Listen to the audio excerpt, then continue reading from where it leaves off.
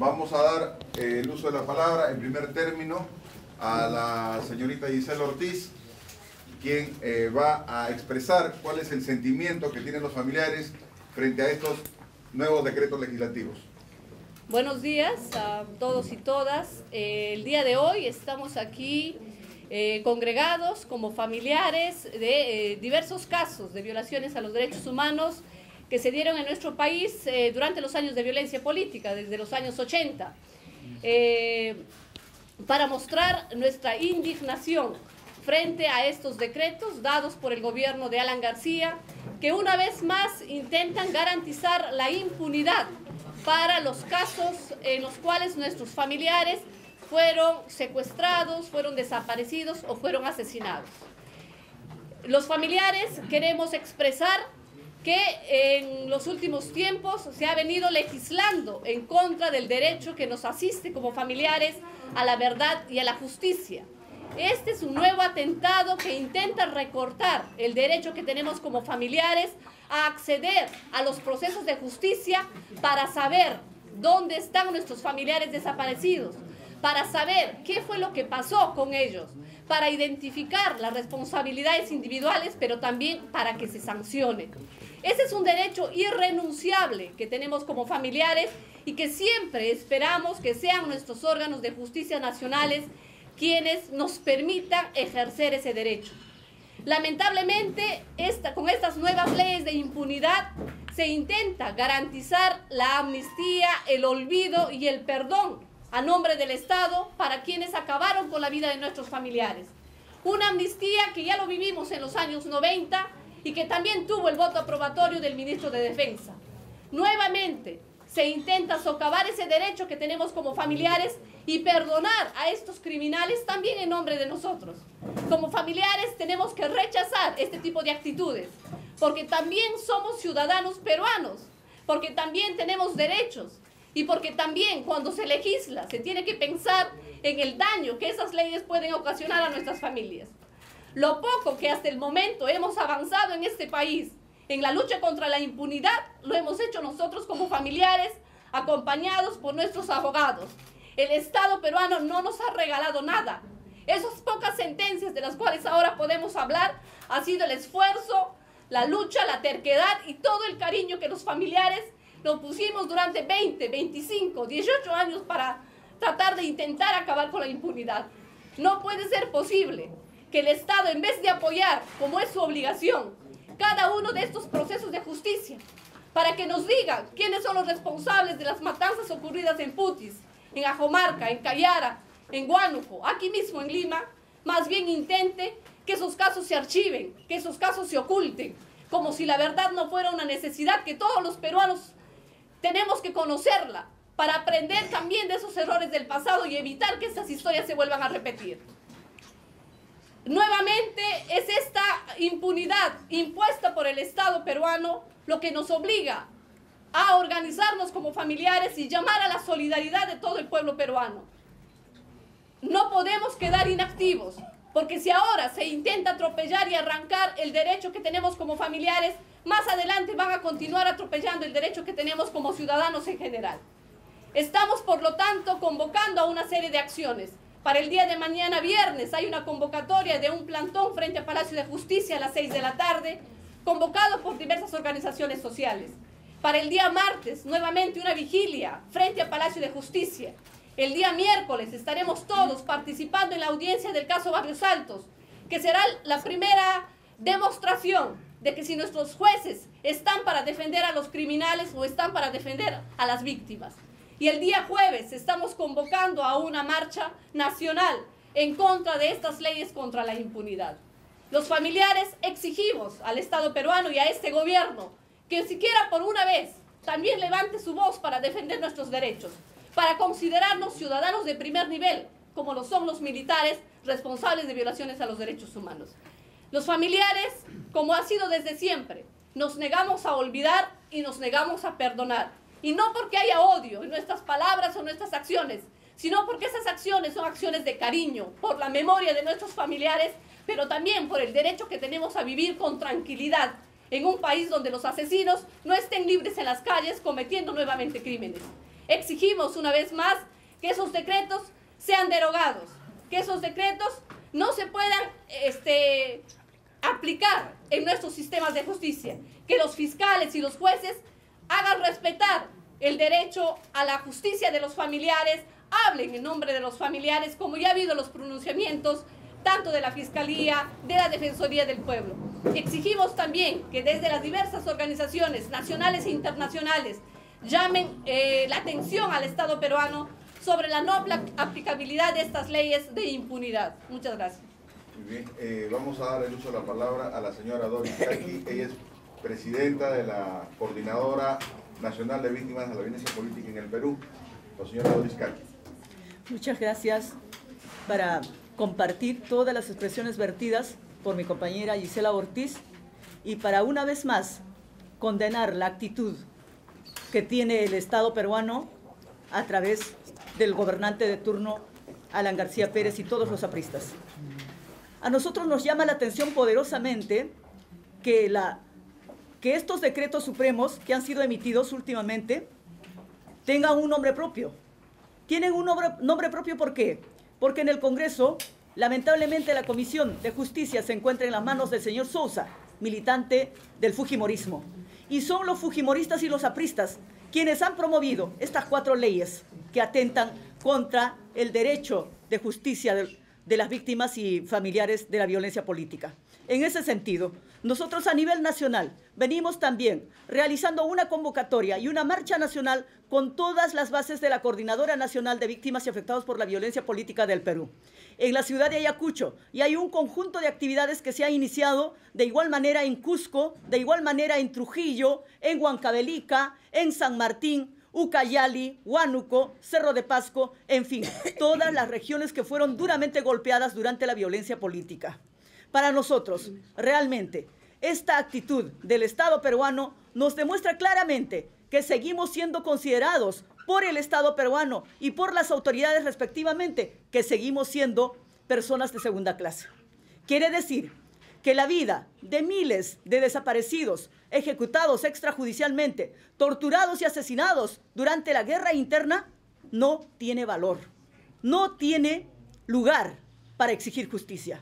Y contra ello no podemos callar los familiares. Hemos venido batallando más de 25, 27 años. En esta lucha no estamos 10 o 15 años.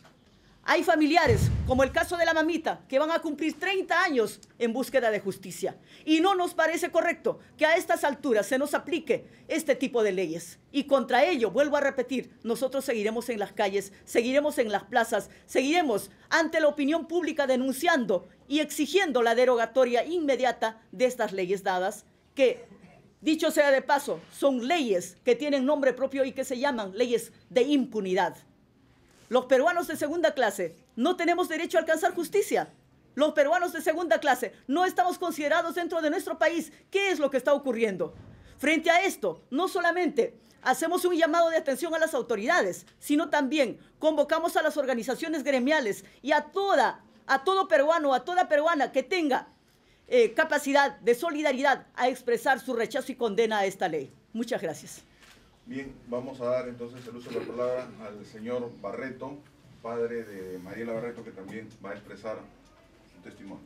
Buenos días, señores periodistas y de los medios escritos y televisivos. Quiero manifestar con mis pocas palabras el descontento que ha causado en todos los que hemos perdido nuestros seres queridos. ¿Por qué? Porque el decreto prestado a esta patraña, que es una amnistía disfrazada, quiere ponerlo en práctica sin respetar nuestros derechos a la justicia. Cosa que ya se hizo el año 95 y quieren seguir pisoteando inclusive a las entidades judiciales, que son las que tienen que tener autonomía y decidir que apoyar en estos casos que se haga justicia, pero no, parece que el gobierno no le importa y toda la gente involucrada solo le importa la ansiedad de puestos políticos en el gobierno e inclusive los mismos tratados entre partidos para llegar a afectar de esta manera sin que le interese nada de nosotros los familiares que venimos luchando años porque se haga justicia a nuestros seres queridos perdidos en diferentes partes del país. Así que eso es mi queja ante el país, de que las organizaciones de derechos humanos y la prensa escrita y muchas entidades nos unamos a dar mi descontento como todos los familiares que perdimos a nuestros hijos, a nuestros padres, a nuestros hermanos, esos señores. Con eso he dicho todo. Gracias. Señores periodistas, aquí están un conjunto de familiares de varios casos. Está Tomás Livia, sobreviviente del caso Barrios Altos, está el señor Cromwell, y hay un conjunto de familiares que están aquí presentes. Una de ellas quiere tomar la palabra. Ante todo, buenos días y agradecer, la presencia de ustedes para poder hacer llegar nuestro rechazo hacia la nueva ley que se quiere dar. Sobre todo, somos víctimas hay muchos casos de acá, de diferentes departamentos del Perú. Especialmente acá lo tomo en el caso del departamento de Ayacucho, donde fue desaparecido mi hermano. Más de 26 años, denuncié en el primer gobierno del presidente Alan García, lo llevé al Congreso, moví masas para poder recuperar a mi hermano. Son más de 26 años que no sé nada y encima quieren hacer una ley en favoritismo a los militares. En el caso de mi hermano fue un militar que lo desapareció. Mi señora madre tiene 87 años luchando. ¿Qué va a hacer ella mañana más tarde? Todo el daño que hacen a estos padres. Mire, ve cuántas personas mayores de edad. Pónganse la mano al pecho. Siéntanse como padres. A ver, tanto sacrificio para educar a sus hijos. Profesionales, no profesionales, campesinos, no. Pero son personas humanas como ustedes, que son de carne y hueso, que tienen sentimiento. Díganme ustedes, ¿cómo vamos a quedar nosotros? ¿No hay justicia para nosotros? Si se habla de justicia, ¿qué hace el gobierno ahora? ¿Ah? Realmente estamos muy desanimados, por todas estas cosas que están sucediendo, señores. Por favor, pónganse en lugar de todos nosotros, como personas humanas que somos.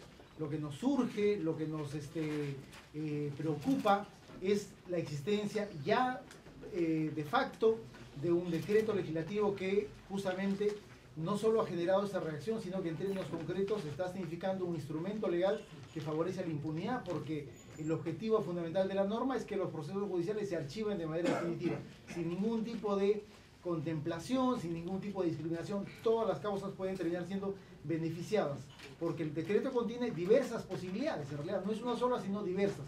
Y en ese sentido es un trabajo mucho más de filigrana, inclusive que la propia ley de amnistía de 1995. Y además es absolutamente engañosa, porque aparentemente se ha dado con el argumento, entre comillas, del adelantamiento de la vigencia del Código Procesal Penal. Lo que nosotros esperamos ahora no es tanto que se modifique la Constitución, sino que el Tribunal Constitucional declare la inconstitucionalidad de manera urgente de estos decretos. Y ojalá declare fundada la acción interpuesta, como anuncia acá por el congresista Abugatá. Pero el Congreso de la República tiene una obligación política y legal, que es derogar esos decretos. El decreto ha sido promulgado por el Poder Ejecutivo y el Congreso tiene la atribución legal de derogarlo. Y eso es lo que esperamos. No necesariamente confiamos en eso por la propia composición del Congreso, pero en realidad ahí hay una obligación de carácter moral, ética y política de las fuerzas políticas que participan en el Congreso de la República. Y la otra dimensión importante, en la que en realidad hay que decirlo como abogados de organizaciones de derechos humanos y de las personas que aquí están haciendo esta conferencia de prensa, en realidad confiamos mucho más en la justicia, en los jueces que están manejando los casos de graves violaciones a los derechos humanos, tienen la posibilidad de declarar la inaplicación de estas normas. Y claro, eso significará una inmensa batalla legal, porque significará resoluciones de caso por caso. Pero ese es otro mecanismo sobre el cual nosotros también estamos accionando con la finalidad de que en un plazo corto e inmediato estas normas sean inaplicables e inaplicadas en los casos de violaciones a los derechos humanos. Es una ley de amnistía, ¿no es cierto? Es decir, en una norma dice solamente contamos el plazo de instrucción y en la disposición complementaria un poco caleta, como se dice, escondidita, pero como norma legal se aplica a todas las instancias y los estados del proceso. Y el proceso tiene dos estados básicamente, la instrucción y el juicio oral, no hay más. Pero además la norma inclusive dice los casos que están en investigación en el Ministerio Público, es decir, ahora en este momento, caso que no haya sido denunciado, podría exigirse que se cierre la investigación del Ministerio Público antes de que el caso sea denunciado. ¿A qué podamos comparar esto? A la ley de amnistía del año 95. Esa es la idea. El promotor, sabemos que es el ingeniero Rey, ¿no es cierto? Muy proclive a este tipo de decisiones, pero obviamente es una norma que, más allá de las explicaciones un tanto de malabaristas que tienen ahora los ministros, en especial el ministro de Justicia, pero la norma es absolutamente clara. Se aplica a todas las situaciones legales y a todos los estados procesales de una causa judicial. Yo quiero hacer un comentario respecto a esa casi voz común desde el Ejecutivo para decir que esta norma no se aplica a los elementos del Grupo Colina. Quienes son los asesinos del Grupo Colina tal vez sean la expresión más visible de lo que ha significado el crimen organizado en los años 90, pero como los del Grupo Colina existieron también asesinos en los 80 y los 85, claro, encubiertos por el Estado, encubiertos por el gobierno, cuyos nombres tal vez no todos los conozcamos, y por eso es que estamos exigiendo que se pueda acceder a este derecho a la verdad y a saber, porque una vez que los identificamos nos vamos a dar cuenta que los crímenes que se cometieron en esos años y que ahora no pueden todavía ser sentenciados tal vez sean mucho más graves de los que cometieron Colina. Entonces no se trata solamente de escandalizarse porque los Colinas se beneficien o no, sino de permitir que se esclarezcan todos esos hechos que desde los 80 causaron daño a las familias aquí presentes y a quienes no pueden estar el día de hoy físicamente. Entonces la exigencia de acceder a la verdad y a la justicia es un derecho, porque queremos saber quiénes son esos individuos que nos causaron daño para poder sancionarlos por los crímenes que cometieron. Y no pues permitir que estas leyes soterradamente intenten dar pues el perdón, el olvido, como si fuesen crímenes que no se hubieran dado o que simplemente no tienen la gravedad de los crímenes que cometieron el Grupo Colina, ¿no? Correcto. Y a eso quisiera hacer un pequeño comentario. Como dice Gisela, no solamente se trata de los sentenciados respondiendo por el caso de Barrios Altos y el caso de La Cantuta. Está pendiente la situación de los más de 15.000 peruanos y peruanas desaparecidos. Eso debe horrorizarnos y llamarnos la atención a todos. ¿Cómo es posible que no se nos abra paso al saber la verdad, a alcanzar la justicia a los familiares de más de 15.000 desaparecidos? Y los miles de casos de asesinados ejecutados extrajudicialmente. Hay poquísimos casos que están en investigación preliminar. Y estos casos, en cierto modo, para nosotros, eran precedentes que iban marcando, ¿no?, un pequeño camino y abriendo esperanzas en cada uno de nosotros para alcanzar justicia. Pero hoy, con estos decretos que acaban de ser publicados, la 1094, 95, 96 y 97, entendemos que aquí se tiende un manto de impunidad total y así, lamentablemente, nadie va a responder por la muerte de nuestros seres queridos. Eso es. Doctor Rivera, disculpe. Sabemos, ¿no?, que el presidente... Un segundito, ¿qué pasa? Tienen que ir a otra actividad. Tenemos, Les agradecemos mucho a todos por su presencia esta mañana. Y doctor...